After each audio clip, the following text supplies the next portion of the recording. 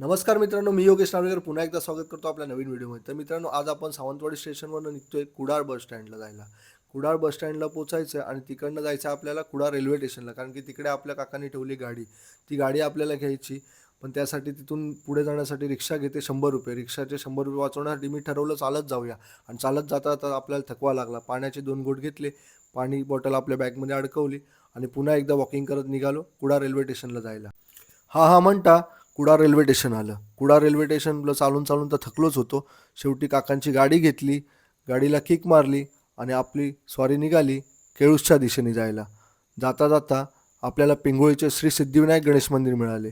बाप्पाला नमस्कार केला, तिकडचा वडापाव आणि लिंबू सोडा याचा आस्वाद घेतला आणि पद्धतशीर ₹30 घोडा लावला.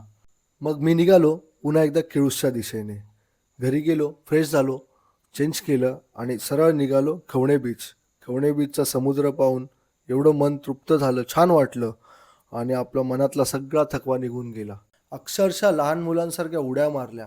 सूर्यास्ताची वेळ झाली होती आणि पाहतो तर काय, तिथे शूटिंग चालू होती आणि साक्षात तिकडे कोण दिसावं तर आपली मराठी ॲक्ट्रेस. त्यांना बघितलं आणि त्यांच्यावर फोटो काढण्याचा मोह आवरला नाही. माझ्यासोबत होते माझे कझिन ब्रदर, त्यांनी देखील या सेलिब्रिटींसोबत फोटो काढला. आजचा हा दिवस आपल्यासाठी खूप सुंदर होता, छान होता. तर हा व्हिडिओ आपण इथेच थांबवूया. पुन्हा एकदा भेटूया आपल्या नवीन व्हिडिओमध्ये. तोपर्यंत बाय बाय.